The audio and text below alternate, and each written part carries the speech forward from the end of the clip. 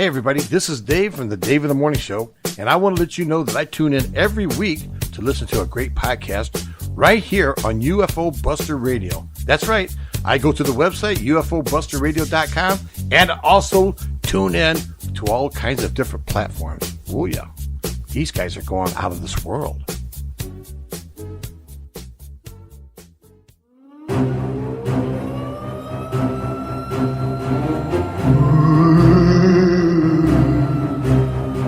Welcome to UFO Buster Radio with your hosts, Manny Moonraker and Big O.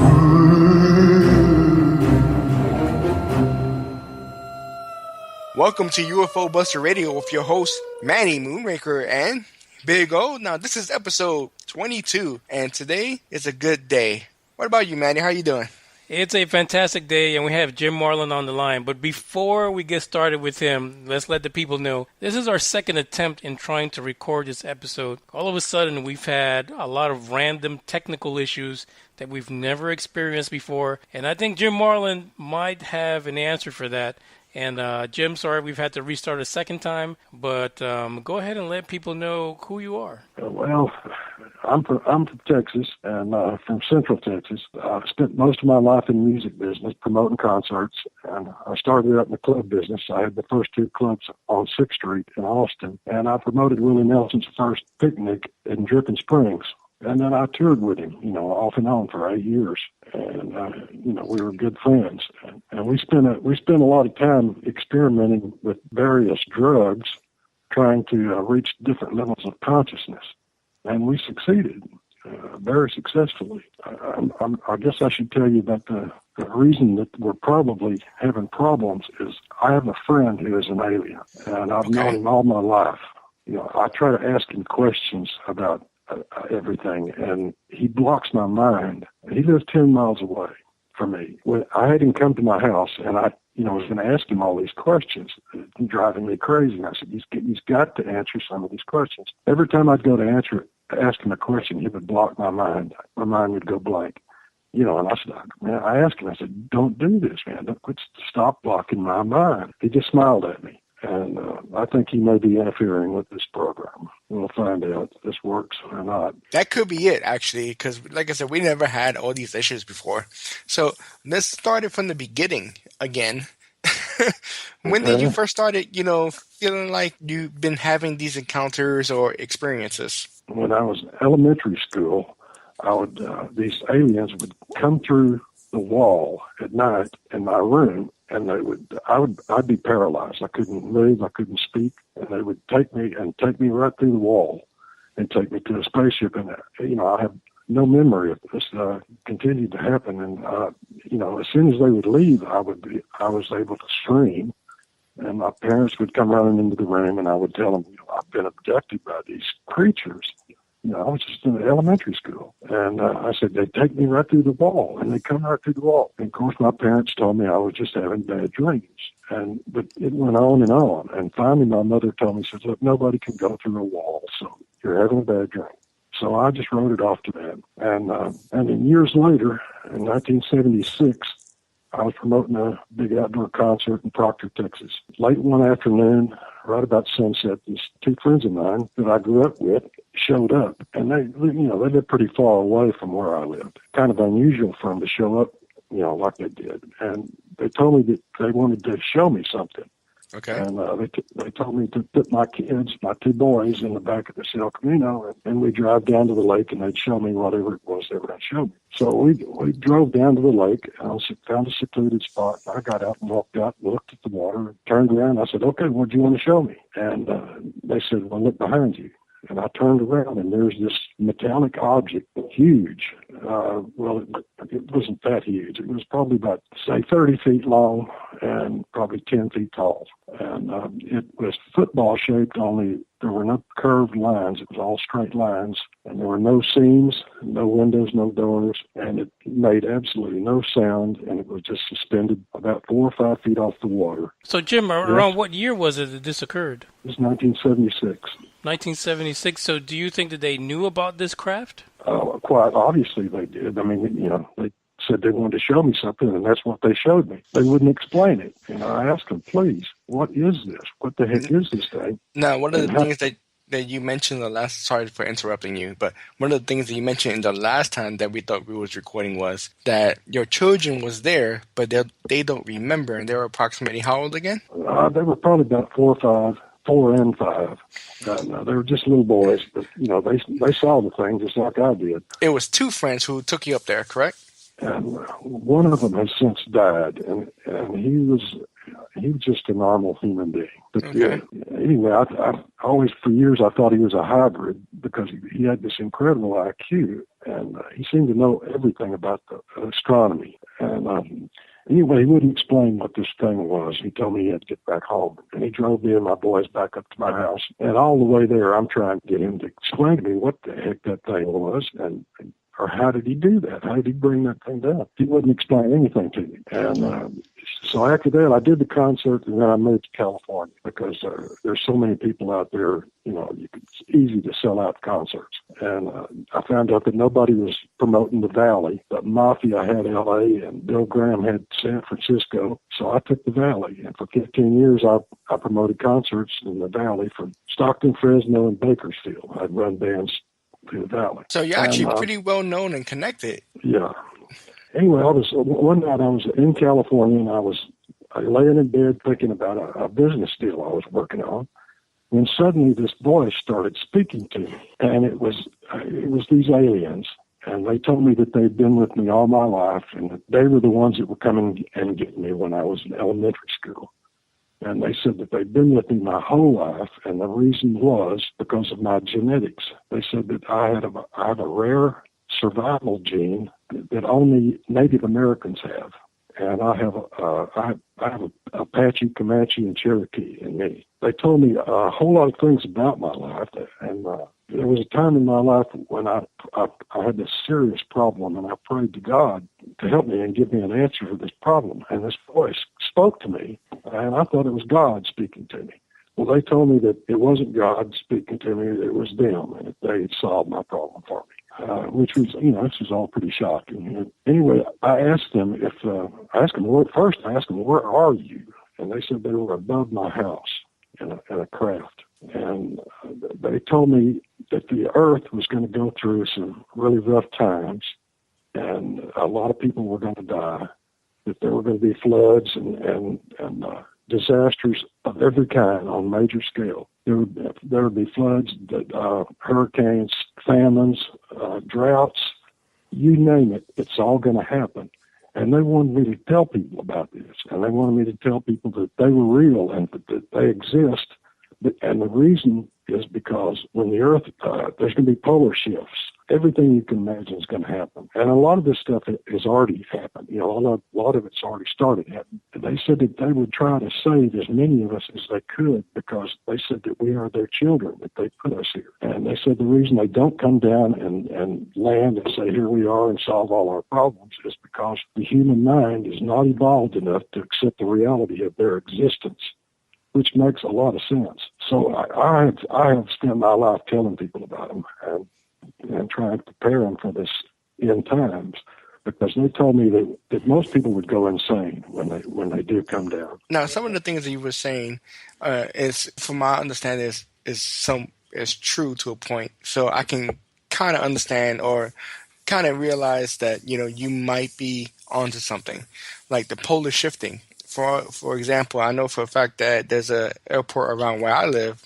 They have these numbers. The numbers on the runway also are indications of where they are on the Earth. Because of the polar shifting, they actually had to change their numbers because the polarity has weakened, and the numbers are slowly shifting around the world. I studied that a little while ago. Started. Yeah, it's already started. And it's not the first time this has happened. No. When it comes to polar shifting. That's pretty interesting.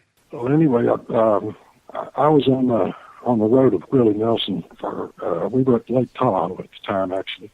And we finished the show, and we were all up in the Star Suite, and Willie's Star Suite. And we were listening to a recording of the show, which is what we did after the show every night. We were there for 10 days, and I think this was like our 9th day. And so we were tired of listening to the recordings of the show. And Willie pulled out his wallet, and he pulled out this phone number. And this is when Jimmy Carter was president. And he said, Jimmy Carter gave me this phone number, and he said I could call him anytime, day or night, and he'd answer this number. And it was probably 3 o'clock in the morning in California. And so he called Jimmy Carter, and he answered the phone. And so Willie told Jimmy Carter a joke, and then Jimmy Carter would tell us a joke because Willie put it on speakerphone. And we sat there and listened to Willie and Jimmy tell jokes for about 30 minutes and just laughed our butts off.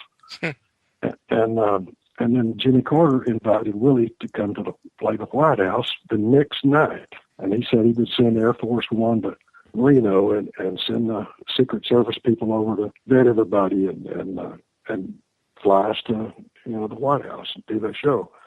I wasn't able to go. So I asked Willie to do me a favor. I told him, I said, Jimmy Carter made a campaign promise that if he was elected president, he would release all the information the government had on UFOs.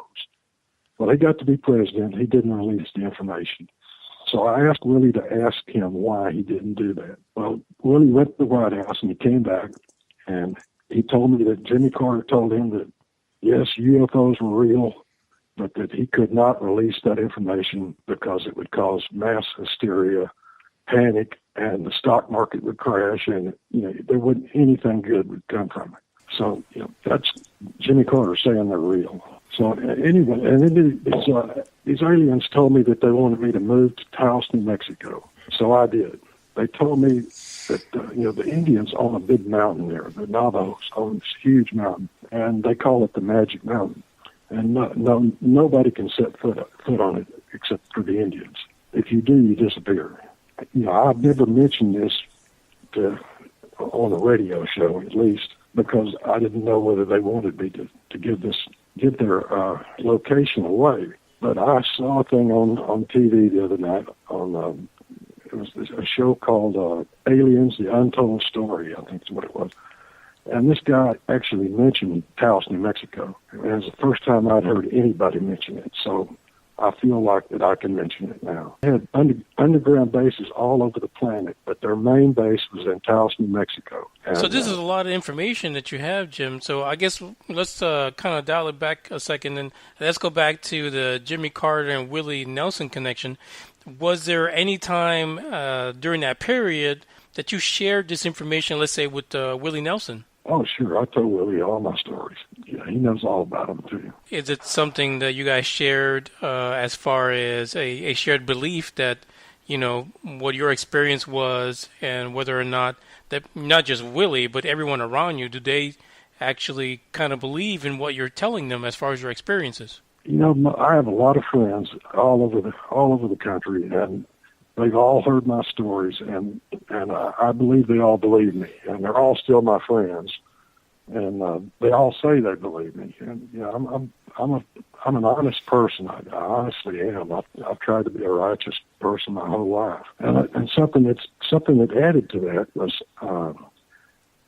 they taught me how to reach a state of consciousness known as the Christ consciousness state. And once you get into that level of consciousness, they call it that because you can do anything that Jesus can do. You can perform any miracles, you can heal, you can affect the weather, you can do anything. And, they told me actually that all humans have the ability to do this. We just don't know it. And you have to reach this level of consciousness to be able to do it. So I spent quite a bit of time being Jesus, and it was an interesting experience. I healed several people, and I've been fortunate. I made quite a bit of money in the music business, and I've helped a lot of people that needed help. You was talking about Jimmy Carter, and he was in his campaign of bringing out the full disclosure of the UFOs. Now, Hillary Clinton is now doing that. Have you heard about that? No, I have not. Yeah, Hillary Clinton is saying that if she is elected president, she is going to put in a full disclosure, and she's really trying really hard right now. What do you think about that? I'm all for it. I hope she can do it, and I really feel like that. The people are ready for this. I mean, do you think it's more propaganda, trying to win a campaign because a lot of people believe that the government is hiding something, or do you feel like she has, a best interest into trying to get that information out there? I'm not sure, but I'm sure that she's going to find out if she gets elected president and they brief her on UFOs. She's not going to say anything because it's just too much of a risk. Why do you think that? Because I've been around people who have been around me when there's UFOs around me, and I've seen how it affects them. And some people just totally snap and freak totally out. And other people actually, even though the UFO is right in front of them, it's like they don't even see it. It's like they won't acknowledge it. Their brain won't allow them to acknowledge it. And I've seen this happen a lot of times, and with people that I really thought could handle it. I had one friend in California, a highly intelligent guy, and he was always after me to bring a UFO down for him, and which is something I can do. So one day I decided maybe he really was ready. So I called him and asked him to come on over. And it was a beautiful day out in California. And I had an orchard. I lived out in the country. And he got to my house, and we walked out behind my barn. And between my barn and the orchard is about 20 yards of sand, nothing but sand, clean sand. And so we're standing out there, and there's nothing around us. There's no trees around us. There's no buildings, within 10 feet of us. I asked him if he was ready, and he said he was. And the next thing I know, I'm going straight up in the air. I'm looking down at my friend, and he's looking all around, looking for me, because I just suddenly disappeared. And I went up pretty high. I went up high enough that I tried to holler at him, and he couldn't hear me. He went into a panic, and he ran out to the road to his car and jumped in his car and spun out and drove to his house, which was about probably 10 miles away. And I could see him. I was high enough up in the air to watch him drive all the way home. And I saw how he drove home. And at that point, I suddenly realized I'm up in the air. And I looked up, and there was a UFO right above me, and I was just about to go up in a hole in the middle of it. And I panicked. And the minute I panicked, they started letting me down, and I went slowly down to the ground. And as soon as I got to the ground, the UFO took off. And I went in the house and called my friend, and I said, "Why did you run off? Why did you take off?" And he said, "You were standing right next to me, and you disappeared." And he said, "I couldn't figure that out." He said, I don't know, I just panicked. And I told him, I said, all you had to do was look up. There was a UFO right above you, and I was up there right by it. And I told him I'd watched him drive home and how he went home, what roads he took. And he said, "Damn,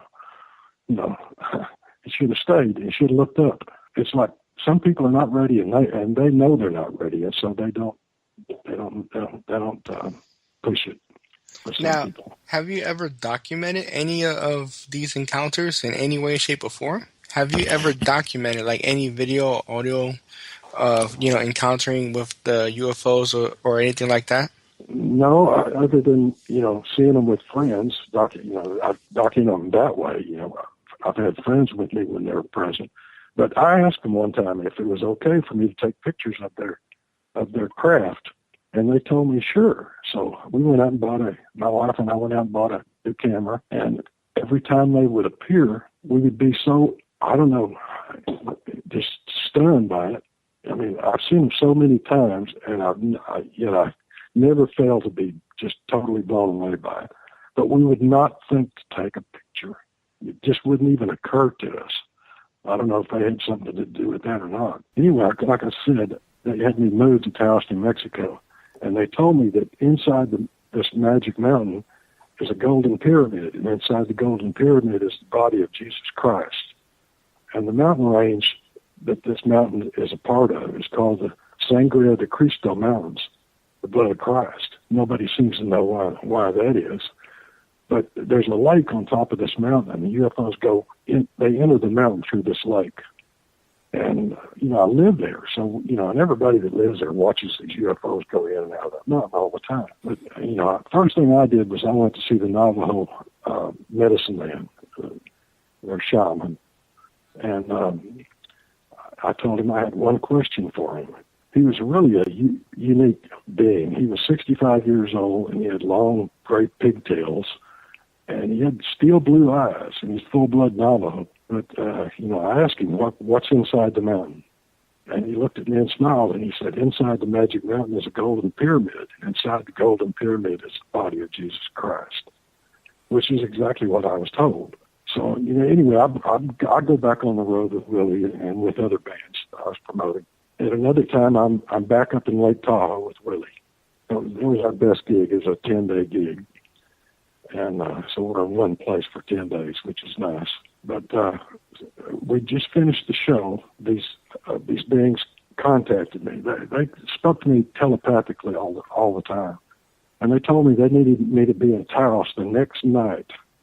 So I would have to get up and drive all day to get there. They told me they would be with me all the way to Taos, and they were. A cloud actually flew right alongside the road, right with us all the way there. They just disguised themselves as a cloud. Anyway, we get to the Taos. We drive all the way to Taos. It's a long drive. We get there, it's dark, and we check into the Taos Inn, which at the time was a 150-year-old Adobe Inn. And I'd stayed there a lot of times in the same room. And we went in and went to sleep because we were worn out from the trip. We woke up the next morning, and there was all this orange fluid all over the bed. It was running off the bed onto the carpet, and there was a lot of it. And we got to looking, and it was coming out from between my wife's legs. And she totally went into shock and just freaked out and demanded that I take her to a doctor. And I told her everything was okay, that they had taken a 3-month-old fetus from her, and they can take a fetus and raise it from 3 months. This was the second child that they had taken from me. But she still didn't, she still wasn't buying into that. So she made me take her to the hospital. She cleaned up. I took her to the hospital, and they checked her out. They couldn't find anything wrong or anything unusual. And we told them about the orange fluid, and they said, well, go back and get a sample of it and bring it to us, and we'll find out what it is. So we went back to the room, and just as we got there, these Indians cleaned the rooms, and this group of Indians were coming out of the room just as we got there. And I stopped them, and I said, did you just clean the room? And they nodded their heads yes to me. And I said, what about the orange fluid that was all over everything? What about that? This one lady shook her head no to me.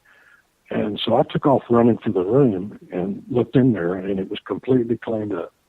So then I turned back around and tried to chase down the Indians, and they were gone. I could not find them. They cleaned that stuff up, the Indians are completely aware of them. They know all about them. They protect them. So that was they took a child from us, and they told me that it was a blue-eyed, blonde-haired girl, and that I would get to meet her someday. So, Jim, was the hospital able to confirm that your wife was, in fact, at the time, carrying a child at the time? No, they could not. They couldn't verify that at all. I had noticed, in fact, I have a picture which shows it. I had noticed that she was getting a little paunch, a very small paunch, but, she and I were very healthy. We ran every day. We ran up mountains. And so we were in real good shape. So, I thought I saw that picture of her in that bikini, and I thought, what? Her stomach is sticking out a little bit. That's strange. And then right after that is when they took the baby. And they explained to me that they could take it at 3 months and raise it from there. And they're doing this because of my genetics and my wife's genetics. Her father was full-blood Cherokee. They said that they put me together with, I've been married my whole life to a whole lot of different women. And they told me that they put me together with all of my wives because they all also had Native American genetics. And apparently our genetics are very important to them. So, Jim, it's interesting, too, that you're saying Taos, New Mexico, because apparently that's only 2 hours away from Dulce, New Mexico, where a lot of people are saying that there's an underground base that holds a lot of alien species in there that the military is involved with. That's right, and it's on another Indian reservation as well. But, I've always kept the Taos thing quiet because I'd never heard it mentioned before. But like I said, I heard this guy talking about Dulce, and he mentioned that they also have a base in Taos. So it's out, so it's okay for me to say that, I'm sure. Or they would already have stopped this radio show again. Does your wife believe you and your family? Do they, now that your kids are older, obviously, Yeah, they still don't remember to this day. And I actually had them when I was living in California, and the boys were older. They were still young, they were probably 7 and 9, something like that. And I'd have to think hard to come up with the exact age, but they were a bit like that when these beings started communicating with me. And I asked them if they would come down and where I could show my kids their craft and explain to them, that they were going to be coming down and saving their lives someday. And they said, sure. And the very next day, I was in my house watching TV with my 2 boys, and my neighbor's babysitter knocked on my door, and she asked me where my neighbors were at. And I told her that they'd gone to the grocery store, but they'd be right back. I said, you're welcome to wait in here in the air conditioning until I get back. So she came in and was sitting down there watching TV with us, when we suddenly heard this unbelievably loud noise coming from outside. It sounded like somebody was landing a jet helicopter in my backyard. So we ran out into the backyard, and this is about 3 o'clock in the afternoon. And we go out in the backyard, and there's this huge spacecraft, and it's a block long. It's as long as my block, and it's just right over us, and it's not making a sound. It went dead silent when we went outside. Apparently, they made that noise to get us to come outside. So, one of my boys, it scared him so bad, he ran back into the house. My other boy grabbed me and was holding on to me and just shaking. And so I went back in the house and got my other boy and dragged him back outside, and they're both holding on to me. And we're looking up at this spacecraft, and I explained everything to them about them that I knew. And then the spaceship took off and just shot off into the sky. And that's when I noticed that the babysitter, my neighbor's babysitter, she was standing there in the backyard, and she had seen the whole thing too. And I walked over to her and tried to talk to her, and she couldn't talk. It's like she was in a state of shock. So at that point, she lived about 5 blocks away, and I knew she would need to be babysitting in the condition she was in, so I offered to walk her home, which I did. And I tried talking to her all the way home, and she would not respond. It's like she was in a state of shock. Now, you said that you have an Indian friend, and you're in constant communication with him. Is there any way that me, Manny, you and your friend could come on the show? Yeah, that's the last thing he wants. That is absolutely. I have several friends that are in the filmmaking business, and I had a German filmmaking crew come to my ranch, and they spent 5 days filming me while I would tell my UFO stories. And I had a Choctaw Indian friend of mine who was also here, a filmmaker, was in on that deal. But, I told him about my alien friend, and of course they wanted to meet him. So I called him and asked him if he'd be willing to come over and talk to these filmmakers. And he just flipped out. He said, oh no. He said, don't do that to me, Jim. He said, don't ever do that to me. He said, that's, can't happen. And so, and they were standing right there when I was talking to him. So where's there because you have an experience with more than one, encounter with an extraterrestrial at this point, where they are different mindsets. Like one of them wants to tell everybody everything, or the other one doesn't want you to say nothing to anybody. What's the point of you coming on here and telling your story? Well, it's to prepare people for what's going to happen to this planet and to let them know that there are good aliens out there that are going to try to save us. They told me they were from the Pleiades star system, and they told me there were other aliens here. I should avoid them, and that they would protect me from the other aliens. So, Jim, have they ever mentioned like exactly how many different species of extraterrestrials are visiting the Earth at this point?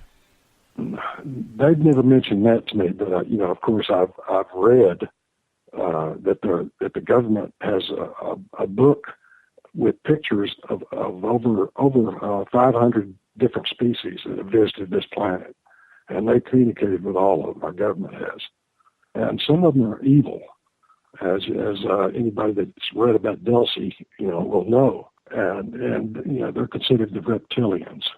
The ones that I've communicated with, they look just like you and me. And they live amongst us. There's no telling how many of them are on this planet, but there's a large amount of them. And I just here recently, I moved to this ranch in Central Texas, and shortly after I moved here, I was sitting on the porch one night, and I noticed this golden orb moving through the sky. And I thought, well, that must be a satellite, because it wasn't blinking or anything. It was just a golden sphere moving through the night sky. And then suddenly it stopped. And I thought, oh, it's not a satellite. And then I saw why it stopped. It was a military jet coming right at it. And it didn't move until the jet got almost right to it, and then it just disappeared. And so I started watching every night. And every night I would see these golden spheres. And I had a 20 million candle power spotlight. And I had read somewhere that if you had flashed them a certain sequence, that they would respond. So I tried flashing this 20 million candle power spotlight at them, and I didn't get a response. They would stop, and they'd be cruising over me, and they would stop, and I would flash them, and then they would turn and go somewhere else. But I shot this spotlight at them 2 nights in a row and got no response. The third night, I forgot to bring the spotlight down to the guest house, the orbs from the east, and it got almost over me, and it stopped, and it flashed a giant blue flash at me, and I didn't have my spotlight to flash it back. But that kind of surprised me that they did that on the third night after I'd flashed them 2 nights in a row, and then it just shot off into the sky. So one last, since I've lived here, I've probably seen over 100 different UFOs, and you've talked to Ronnie Dawson, and he's got these videos of these UFOs that he's taken, and he's taken them right down the road from my ranch. Ronnie came to see me after we, a mutual friend hooked us up together, and he brought his wife and 3 kids, and they came in. Ronnie and I sat down and talked for a couple of hours about UFOs, and then they got ready to leave. We walked outside, and I live up on a hill, and so you got a really good look at the sky. And I told Ronnie, I said, you and me being together here tonight, it's a beautiful night. We ought to see a UFO. And about that time, his wife said, oh, my God, look. And here comes a white light, coming towards us. It's not blinking. It's just a white light moving through the sky. And it's not all that high, but it's coming towards us. And it comes right over us and stops. And, we watched that, and then it took off, and then here comes another one. And it went by really fast. And then here comes the third one, and it's moving really slow. And, we watched all 3 of those, and then all of a sudden, this incredible thing happened. It was like a bright light, and it was low over our heads, and it was moving so fast that the light, it looked like it had a tail of light, like a big ribbon of white light. And it shot over our heads and reversed and went back the other way without stopping. And we went, damn. And then it did it again. It went right over our heads and reversed without stopping. And went back the other direction. I mean, incredibly bright light. So, we saw 5 UFOs within about 10 minutes. And his wife had told me when they got here, she said, I'm still a skeptic. I see these videos and everything, but I've never seen one myself. Well, she saw 5 that night. She's no longer a skeptic. Well, but I've seen some incredible ones. I mean, and they're all different. Most of them are all different. And, well, that is amazing. I mean, it seems like you have a plethora of information. I think we're going to have you come back on a later show, because I was recently abducted, and I wouldn't have known it except for a certain reason. If you don't have time for that story, I'll tell it next time. Oh, that would be even better. Definitely Okay. come back. Definitely come back. Maybe we'll make some arrangements, and I got your contact information. And wow, just an amazing story. Well, like I said, I could write a book, but I think you should. I'm trying to should write a book. There's too much. It'd take me days to tell all the stories. Well, Jim, I think it's important that you get your story out because there's a lot of people out there who have these experiences and never tell their story. And I think that you can guide them and kind of help them come out of the whole ridicule envelope that keeps them in the dark. We need to hear these stories. Yeah, a lot of people I tell everybody. So some of the people I tell think, I'm crazy. But, most people that know me that I tell, they believe me because they know that I'm an honest person. Yeah, I'd like to tell you some more stories. All right, Jim. Well, thank you for joining us today. And like I said, we look forward to hearing from you again, especially any of your recent experiences, because I think our fans would love to hear those. Yeah, it's pretty shocking. I haven't quite gotten over it yet. Well, Big O, that was a great interview we just had with Jim Marlin, and I do hope he gets to come back and share more of his experiences because there is no doubt that he has a lot more to share with us.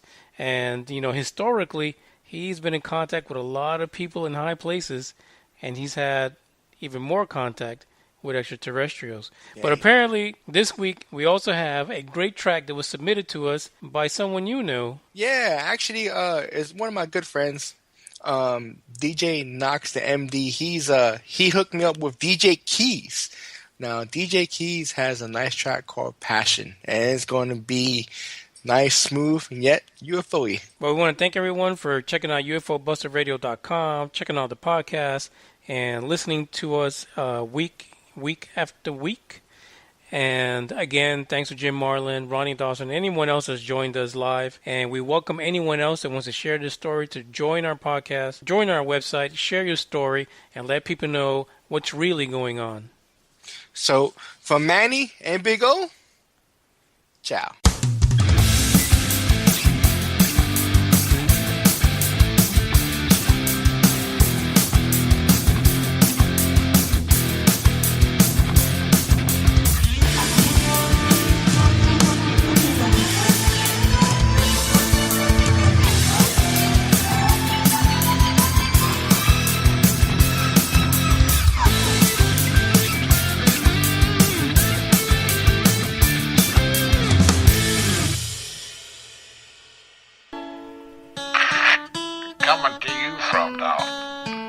From the hills of Texas, right here, UFO Buster Radio is now on the air.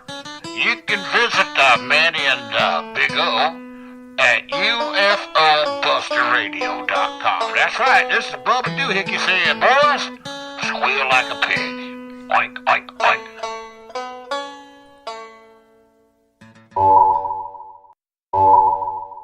Big O? No, dork. You gotta intro the show. What do you mean I gotta intro the show? You just told me intro. I told you, say, this is UFO Buster Radio. I'm Big O. Big O. And then you say, man, this is episode 23, and blah, blah, blah. Right. And we go from there. Okay. All right, one more time. By the way, that's going into bloopers. Whatever. Yeah, even welcome to UFO Buster Radio. I'm Big O. And I'm Manny Moonraker. And this is episode 23. So what's going on today? Well, not too much of a busy day for us at UFO Buster Radio. We don't have anyone to interview this week, but we will shortly in the future. However, there's a lot of things going on the internet regarding UFOs and sightings and whatever else. Everything. Almost every day there's something new on the internet. And we're trying to decipher which are the things that are more relevant to our fellow listeners and fellow podcasters, whoever's listening. So that way, bring it to the forefront. So what you got? I got something. What you got? Well, it's complicated to keep up with all this stuff because there is, like you said, so much out there. But right here at UFO Buster Radio, we spend the time during the week to try to find things that are relevant to our listeners. And by the way, I want to welcome all the new listeners that have joined UFOBusterRadio.com. Next week, we should be able to get a newsletter out with some information, some announcements, and anything else that we think might be relevant to what we're all looking for. And, we encourage people to join our website so that way we can continue to expand, and we will also love as much feedback as possible. So that way we can always continue to improve and give you the most relevant, and also continue to improve ourselves. Self-improvement is always a good thing. And above all, we want to encourage everyone to share our radio podcast, our UFO Buster Radio podcast with your friends, your families, Twitter, YouTube, Facebook, wherever you can. Share it. The more listeners we get, the better the show will be, the more time we can spend in bringing more content and additional shows during the week. There was a pseudo study that if you let your baby listen to UFO Buster Radio, it will come out about 3% more intelligent. And with a big head and about 3 feet tall. Oh, yeah. So, what's next? So, I wanted to start this out today with a particular incident that was reported by the SecureTeam10 on YouTube. We need to get those guys on the show. Just to get them on here and spread not only the YouTube content, but, everybody be on the same playing field and just spread the rumors out or information. Rumors, information, whatever it is, just spread it. Explicit. So anyway, what I wanted to bring forward is that on the 20th of May, SecureTeam10 posted a video updating a situation that happened with one of the individuals that submitted a video to them of a UFO. Now, what's interesting about this, because they do this all the time, don't they? They do. Weekly, you can at least find from Tyler and the Secure Team about maybe 4 or 5 videos regarding things that are being submitted to them. But this one in particular was interesting because it was about the Men in Black. Here comes the Men in Black. Now, what exactly is the Men in Black that they're referring to? Well, the Men in Black have been pretty much, I guess, theorized that these Men in Black work for the government, but they're not human. They're extraterrestrial, and they go around trying to, I guess, interfere or influence or intimidate people who are reporting sightings. Now, I wonder if they're referring to like certain species of extraterrestrials, like, the reptilians that I keep hearing about, that they're saying that they live among us, just like Jim Marlin was saying.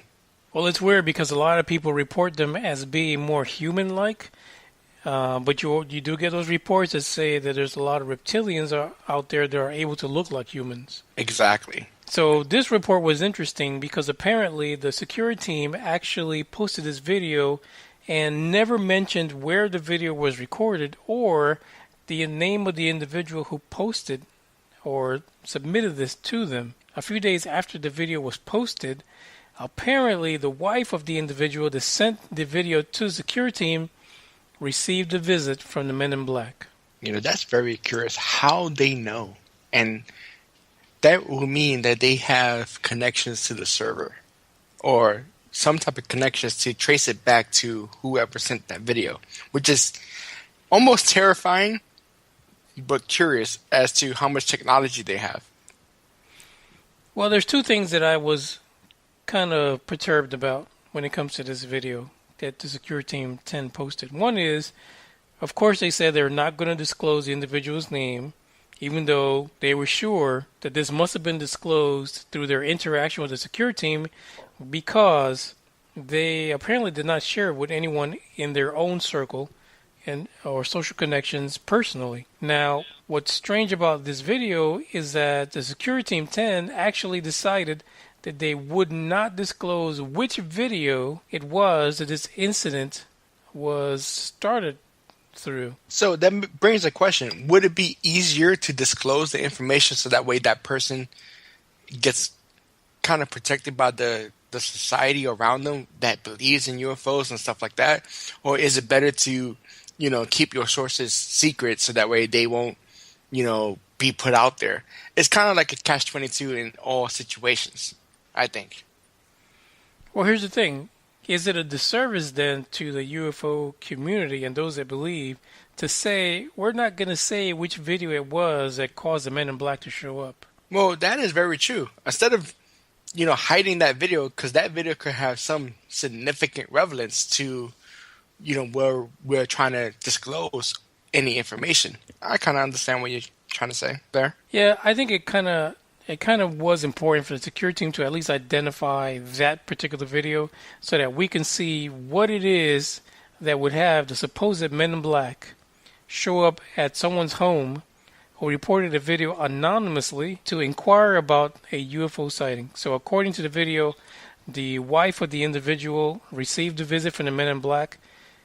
She denied basically any interaction with them, referred them to the husband, which was the one who submitted the video to the SecureTeam10. But again, if we don't know what video it was, how are we going to know whether this was an authentic video or what to look for or what triggered this visit? It's one thing to get that information out, but it's also another thing to also keep yourself safe. I think some sources need to be kind of protected, especially when something like this happens. And if you're in a position where people are coming to your home, right, wouldn't you want everybody else to be aware that you're trying to throw out the red flag? So that way, in case anything happens to you, you're not just another missing person. Yeah, absolutely. And really, if the security team really did everything they could to keep this anonymous and not disclose in their YouTube channel the identity of the individual, what's wrong with letting us know what it is that caused the supposed Men in Black to show up? Now, I'm not blaming the security team in any way, shape, or form. I don't think what they're doing is wrong. I think they need to refine their procedures a little bit and maybe go through it in a different route, because if they're getting visitors from their homes, their supposed sources, then there's something they're not doing right. Even if it's just a fan, or another government agency, or because they were saying something about, it could be another disclosure group possibly trying to come by, but they look weird. Whatever the case may be, we need to find a way to take steps so that way they're not being harassed. Yeah, I agree totally. And one of the things we're going to do, we're going to post a link in the description to the podcast, to that video that was posted by the security team. And really, everyone should take a look at it and kind of see what's going on. And to me, honestly, if there wasn't anything within the video that defined where this person was, like maybe they accidentally got a building number or a street sign or something that showed exactly where they were, I'm thinking, sadly, that this could be a hoax. I mean, if you really think about it, that's a great way for a security team to have everybody go through every single episode they've ever done, to re-film or get more views on their episodes to see which one and try to figure out which ones was the most relevant, the most groundbreaking compared to all the others. It's kind of ingenious. We should do that. Well, I don't know. I don't want to say that they're the ones who created the hoax. I mean, it could possibly be the individuals that submitted the video that kind of created this hoax just to draw this attention to them. That could be it. I mean, they might just turn around in a week or so and say, hey, we hoaxed the security team. That would be horrible. Like I said, we're trying to bring out the truth, and if that's the case, then they should be shunned. Oh, my God. Really? That's horrible. Well, like I said, we're going to post the video on UFOBusterRadio.com so you guys can go in and really make up your own mind as far as what it is that's really happening in this situation. Are there really Men in Black? I mean, we've heard Men in Blacks, not just in the movies, but we've heard them always show up in certain UFO situations or crashes where they give this impression like there was something really important happening. So, did this individual catch something on video that was really important and they needed to somehow put a stop to the information getting out? Now, we're called UFO Buster Radio for a reason. We're trying to bring out and try to separate from fiction to non-fiction. We need to break out the truth, and we need to separate that. So the whole point of this show is to help the viewers and to help the blue-collar individuals to separate fact from fiction. And that's our goal. And if you have any idea or anything that help us out with that, please join the website and give us a call. Hell, we got a number. It's going to be posted on our links. Call us. Send us a message. We'll get back to you.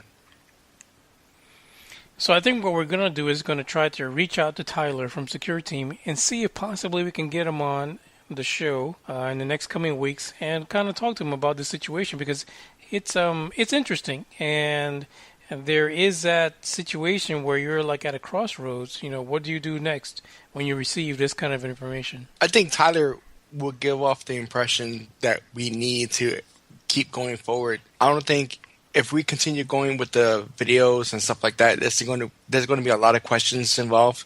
But having him on the show and having him speak openly about it, it will help us out. Whether or not it's either him or the people, whether it's sketchy or not, I really want him on the show. That's something we're going to look forward to.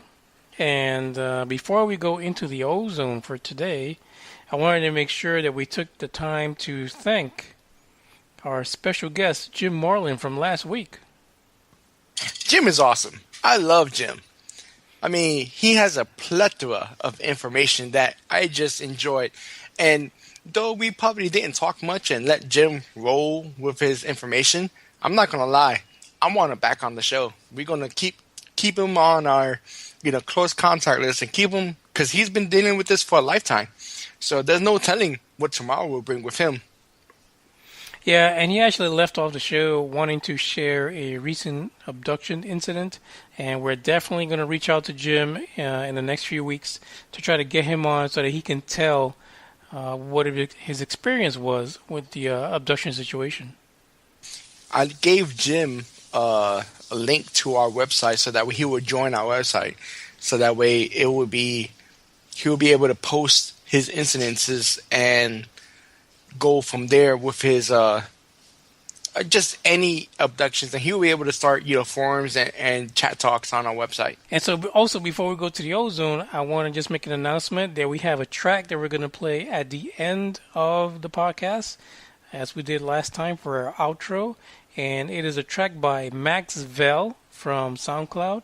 And of course, we'll give him full credit and make sure that we have a link to his SoundCloud account. He is a magnificent musician, and the track that we're going to be playing is called Mission Aborted, and it's a great track. I thought I was going to disclose the track information. Why are you just going to jump on me? Yeah, you can repeat it later. But I don't want to. You already said it like halfway through the show. Well, I need to let them know what's coming. Man, I'm being slowly exited out. I'm telling you right now, Big O is going to be on the street. And talking about Big O. Blooper track. I don't care what anybody says. That's going to stay on. So talking about BO, basically Big O coming out of the show or whatever, we are working on starting a Wednesday broadcast of the show starting in June. Definitely. We're going to start doing two times a week, Wednesdays and Sundays. So keep an ear out. We're coming to you twice a week at least. And like I said, the more people listen, the more episodes we can do weekly. Yeah, Big O up in your grill right down. It's going to be awesome. Well, hopefully more like up in the ears. In the cranium. In the cranium. There you go. Crania. So what we have on the ozone for today. Big O! It's showtime!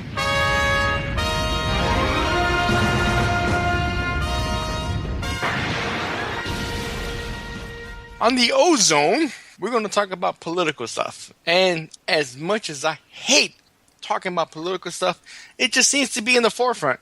I mean, it keeps coming back almost every week. And today, on the Old Zone, we're going to talk about Obama. Obama is apparently feeling the pressure to disclose about UFO and extraterrestrial information before the end of his term.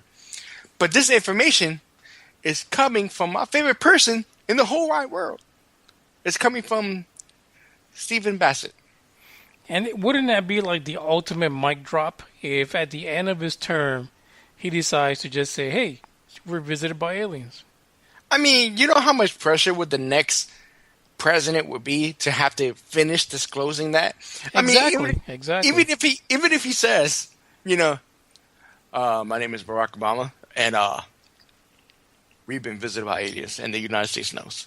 Bye. And he drops the mic and he leaves. Just walks away.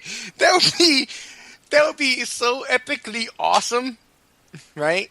That it would just be, I would laugh until the end of time if that ever happened. So let me give you the background story. Now, Stephen Bassett, which we all know from previous episodes that I've been kind of downplaying his success or lack of thereof. Stephen Bassett. I thought you were going to say his sexiness. I don't know. Have you seen a picture of him? He's 69. I didn't know he was 69 years old. But he has beautiful eyes. Wonderful. I mean, you stare at them for hours. The better to see you with. I know. But anyway, Stephen Bassett has been doing this for the better part of almost 2 decades. Decades. Not a couple of years. But he is, I think, one of the few, or if not only, ufologist lobbyists, which I found interesting. It makes you wonder, if you have enough backing, you could be a lobbyist for anything. But anyway. Well, not only that, I mean, isn't it weird too that he's one of the only ones? Or like, where is everybody else? I mean, but he's been doing it through the right way. And not only that, he has a huge company, PRG, Paradigm Research Group, really dedicated to bringing out the UFO stuff for 2 decades now. I mean, really. And his information that he got was basically Hillary Clinton, which we talked about in previous episodes, was saying that she's going to bring out this disclosure if she is elected president, that she's going to disclose Area 51, and she's going to go through all the archives and see if there's anything that has to do with extraterrestrials. But the key word was, as long as it does not interfere with national security, she's going to disclose everything. Well, you know what? Here's the thing. When it comes to her, I can't trust anything she says. I'm just not feeling it. Why? Because of Bill Clinton? Nah, Bill, Slick Willie was okay. He was cool. But, the problem is that when she talks, there's this kind of this aura like she can't... There's always an ulterior motive behind it. Is it a psychic thing? I don't know. Maybe Are it you is. psychic? But here's the thing. When you say that Obama might do it, I'm like, okay, I can see that. I can see him wanting to leave and just kind of just in your face, everyone. Is it because he's Obama? It might. I mean, I don't know what it is, but, that would be the perfect way to get the information out and kind of... I mean, if he was to do that... Yeah, but you're kind of like setting the trail for everybody else. Okay, this is what I did. What are you going to do? But if he was to do that, if you were the president of the United States, at one point, did you just not care no more? I mean, in reality, he could do whatever he wants. He's already been elected the second term. He's not going to be elected ever again, and he's already going to have a nice retirement of over $30,000 a year just sitting on his ass. And $30,000 or $300,000? Oh, is it $300,000? What? I thought it was 30. Yeah, $300,000 a year just sitting on your tush, not doing nothing. Man, I'm going to tell you all kinds of stories. I mean, what they going to do? Revoke your pension? Yeah, but, there isn't a single president in the last few, decades that would just sit around and do nothing. I mean, these guys make millions of dollars afterwards. I know. I mean, Obama can do whatever he wants at this point. He can do whatever he wants at every single press conference, I think. And just, hey, by the way, E.T. visit us, mic drop. That would be completely acceptable. what are we going to do? Oh, we need him off the president board. He threatened national security. He don't care. That would be awesome. Now, the fact is, he's going to be protected, no matter what, even after he leaves his presidency. So there really isn't anything for him to lose. I mean, that would be so epically awesome. I would be giddy. Now, here's the crazy thing, right? I'm gonna tell you this right now, and I'm not happy with Steven at all. Stephen Bassett, I'm kind of disappointed in him. If you do something for 20 years in a row with no real results whatsoever, right? You need to retire. Well, wait, let's stop for a second. I wouldn't bash him as much. Because, hold on. Since Roswell, it's been several thousand people who have been trying to get stuff done. I mean, this guy is the only... I mean, he's reached a new level as far as my book is concerned. He's the only official lobbyist for the issue of UFOs. Right, but so you got to give him some props. You got to give him some props. If you have enough money, you could be a lobbyist for anything. I don't care about that. Okay, but he's not lobbying for like homeless kids. He's lobbying for UFOs. Understandable, but he's not bringing up any new information, and what new information he has is still considered a pseudoscience, so it's not even respected. What I'm trying to say is this: if Obama says that, hey, we have been visited by UFOs and extraterrestrials, and the government has known for X amount of years, I would personally, and I say this right now, I would personally shake Stephen Bassett's hands and be a devoted follower for him, because he's the one who broke this out. Because he came out. You better get that one hand nice and clean. And you know what? I'm cleaning right now. I'm prepared to, I'm not saying I'm gonna look in his beautiful eyes, because he has beautiful eyes, sexy.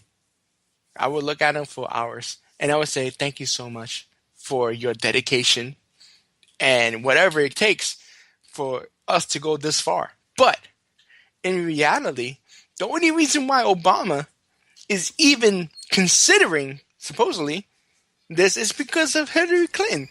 Now, Hillary Clinton, in her whole campaign, is saying, I'm going to disclose it. I'm going to disclose it. I'm going to disclose it. As long as it doesn't threaten national security, I'm going to go ahead and do it.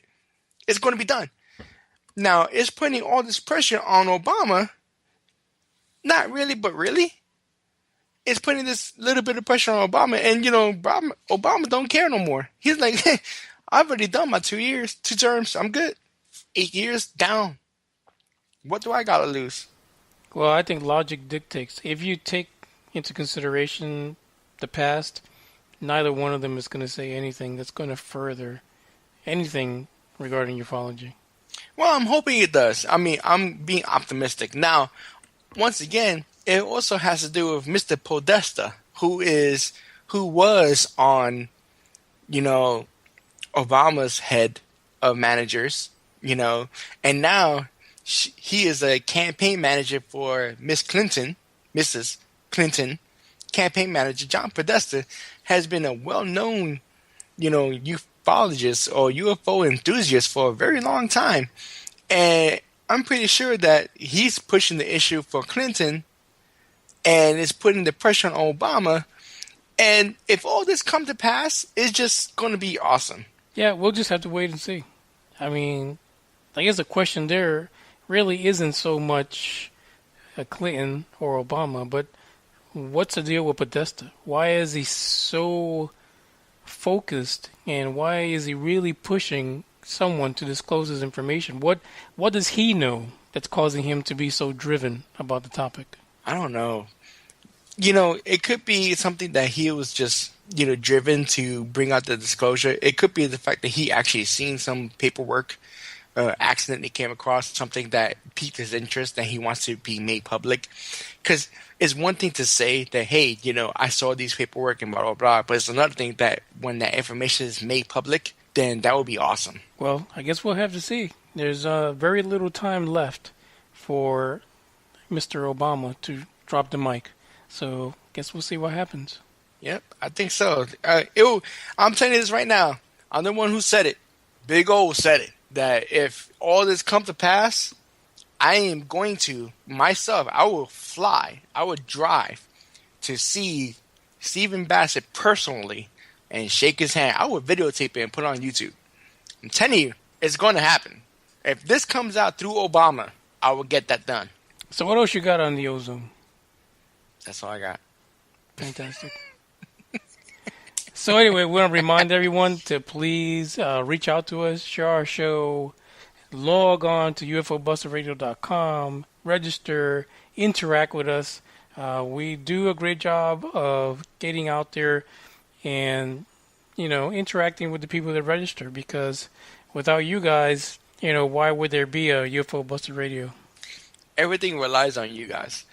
I mean, all our listeners, the only reason why we push forward and keep going is because of you guys.